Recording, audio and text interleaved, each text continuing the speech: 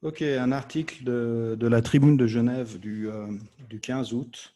La Suisse n'a connu aucune surmortalité jusqu'à présent. CQFD, ce qu'il fallait démontrer, encore une fois, donc sur ce pseudo-virus qui nous empoisonne la vie.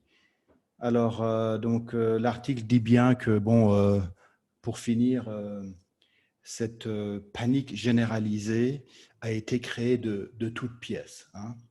Et puis là, on a encore une autre preuve qu'on peut faire dire exactement ce qu'on veut à ce virus.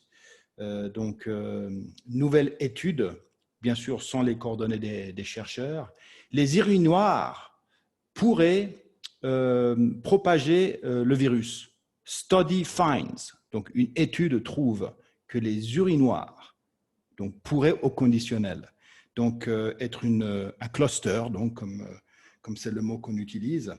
Et puis quand on descend plus bas et on essaie d'avoir quelques précisions, eh bien, qu'est-ce qu'on lit? Une équipe de chercheurs anonymes,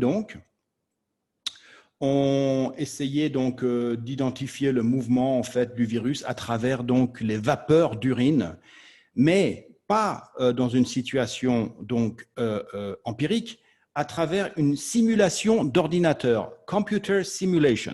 Bullshit. D'accord? On peut faire dire ce qu'on veut à ce virus parce qu'il n'existe pas. Alors voilà encore une autre façon d'entretenir la panique et puis le mettre en la matière.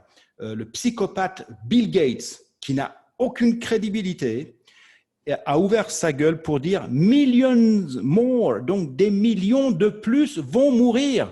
On n'est même pas à 1 million, on est à 700 000, donc à peu près le taux de mortalité normal de cette pseudo grippe, enfin pandémie, et d'autant plus que ils se sont passablement trompés, ils ont gonflé les chiffres, etc.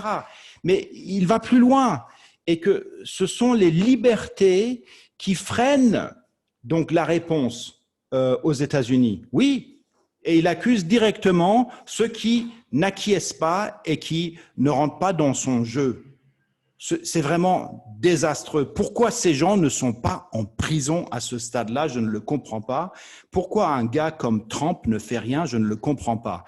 En Suisse, c'est aussi pire. Les médias continuent à maintenir la pression, alors que les chiffres disent exactement le contraire. Et ce qui est encore plus décevant, c'est qu'au sein de la population, la plupart des gens, malheureusement, continuent d'acquiescer. Encore une fois, le 12 septembre, nous avons une opportunité à Genève de manifester notre désaccord. Et franchement, il faut tout faire pour y être, même si c'est le jeune Genevois. Il faut être là pour mettre un terme à ces covidioties.